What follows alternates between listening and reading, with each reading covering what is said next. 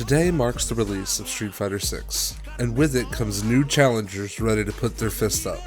Some are in search of that $1 million prize pool for winning the Capcom Cup, others merely looking to push themselves past their absolute limits. New players are the lifeblood of the fighting game community, or FGC. Without newcomers, the community can't grow.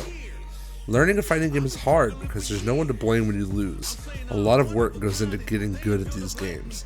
The task can feel daunting to new players, but remember to pick yourself up and dust yourself off, because the feeling you get when it starts to click, the revelation that comes over you as you learn how the dance goes, the clairvoyance that all the time you spent grinding has been worth it. It's the moment you realize exactly what makes these games so special. I'm Yo Dude. Welcome to the dojo. In this video, I'll be giving you 10 tips for the beginning of your Street Fighter journey. 1. The thing about all fighting games is that there's never really an endpoint.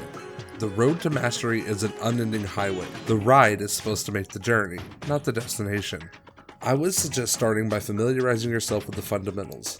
Knowing the difference between pokes, strings, combos, specials, and supers. Learning how to acknowledge a hit confirm, learning optimal combos and mix-ups. You get the point. The list goes on and on and on and on and on and on. Maybe it'll be its own list in the future. The best players are the most hungry to learn new things, and the pros are constantly trying new strategies and ideas. The important thing to take away from all this is while you're standing at the foot of the mountain, I want you to believe that the view from the summit sucks. Take the time to appreciate your journey, and it'll make it all that much sweeter. 2. Every single time you open the game, your first stop should be training mode. Every session should have a purpose. Learning a new combo, a new answer for a certain situation, or even just to shake off the rust from a break away from the game. Online matches should be a part of training from the very beginning.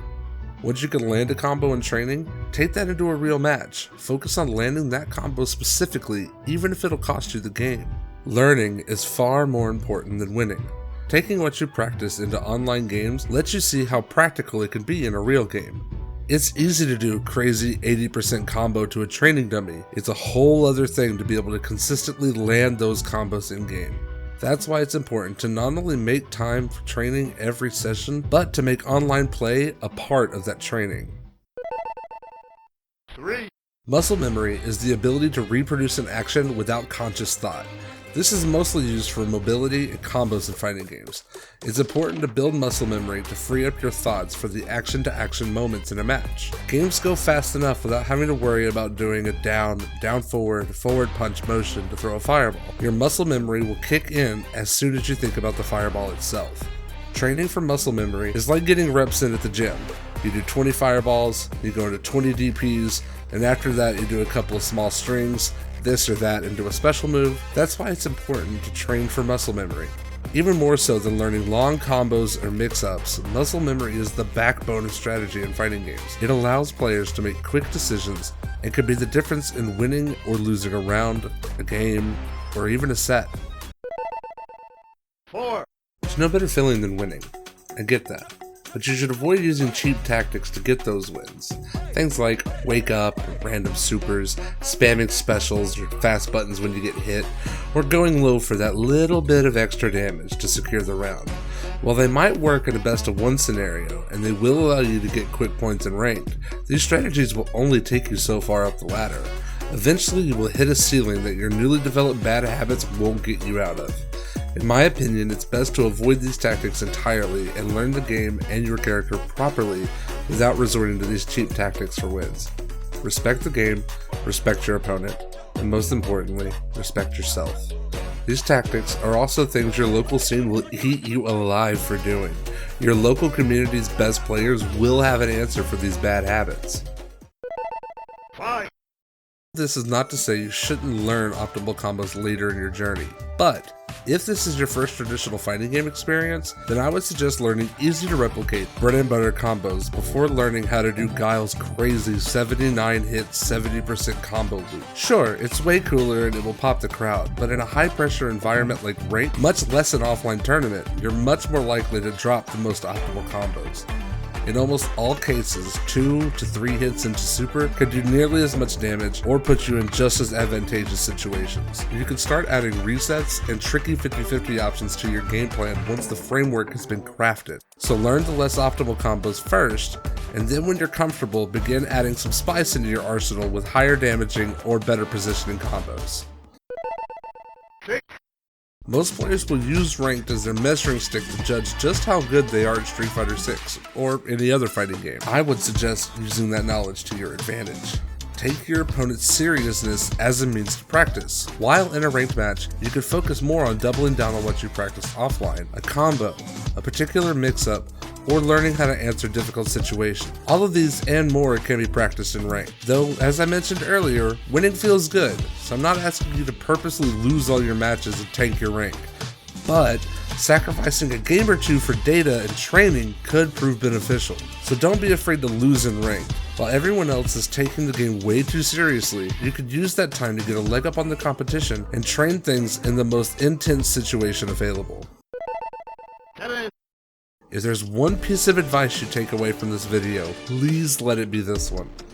It's more important than learning bread and butter combos, more important than knowing frame data for safe and unsafe moves, and in my opinion, it's even more important than knowing the flow of the game and how footsies work.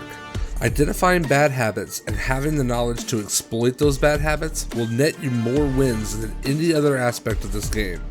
Once again, that's not to say those other aspects aren't important at all. Hell, many of them are important for the very purpose of exploiting bad habits to win games. Notable bad habits include jumping too much, parrying fireballs from unsafe distances, pressing buttons on wake up, and doing the same things after blocking. Street Fighter 6 is a game of rock, paper, scissors. The more you throw rock, the more likely your opponent will start to throw paper. I think top players are part of the reason why so many people don't learn how to play fighting games properly. The gap is too wide, so why bother, right? Well, top players have their purpose at the beginning of your journey as much as your training does. Watching how the current best players play your character can help you understand the way they will work in high-level play. Here's the thing, right? You won't always be new at fighting games. We all want to be the best. We all want to be the world heavyweight champion. This is only the beginning of your journey. Watching the best will help you improve rapidly with footsies, neutral, and combos. So do yourself a favor and search out the best players and emulate them until you get a better understanding of your character and how you want to play them. There's no surefire way to the top, and none of these bits of advice can get you there alone. Being present in the moment is not a skill the vast majority of us will have as we begin to play. After a play session, I highly suggest that you take some time to watch some of your replays, to study what you did wrong, especially your losses. It's vital to understand why you lost a game. This will flex the same muscle as it did to identify mistakes while watching our opponents. Learning how to react in the moment will give you the knowledge to fix your bad habits during your next session. I want to stress this again. At the beginning of your journey, it's more important to focus on the fundamentals than it is to practice flashy, hard to replicate combos in matches, or very specific setups. Focus on playing cleanly, footsies, and not dropping a single combo, and evolve your game once you're ready to. Final. Community is the reason fighting games have lived as long as they have. An online community over the last few years has undoubtedly helped when it wasn't as favorable for us to meet up in person. Times are healing now, fortunately.